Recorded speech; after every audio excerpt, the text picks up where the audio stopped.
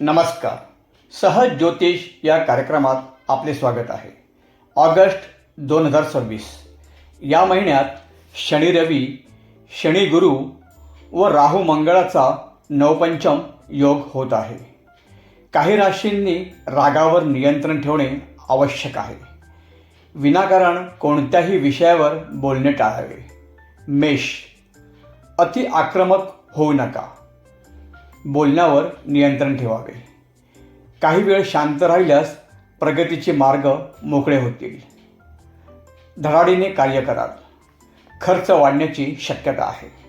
वृषभ, मन मोकळेपणाने खर्च कराल, पण तो खर्च आवश्यक आहे का त्याचा विचार करा. पुढाकार घ्या, पण प्रमाणात.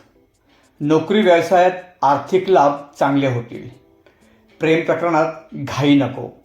गैरसमज निर्माण होतील. मिथुन, उद्योग व्यवसायात चांगला आर्थिक लाभ होईल. योजना वेग घेतील. लहानसहान गोष्टीकडे दुर्लक्ष करा. कोणालाही समजवण्याचा प्रयत्न करू नये. झोपेचे सोंग घेणाऱ्याला उठवणे शक्य नसतं. सिंह, संततीची चिंता वाढेल. जोडीदाराशी वादविवाद टाळावा.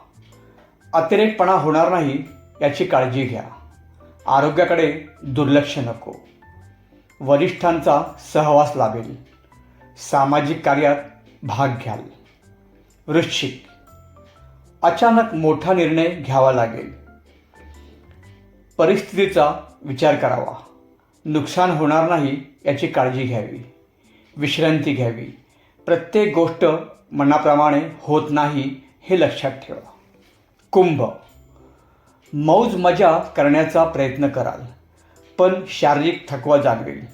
त्यासाठी विश्रांतीची गरज आहे.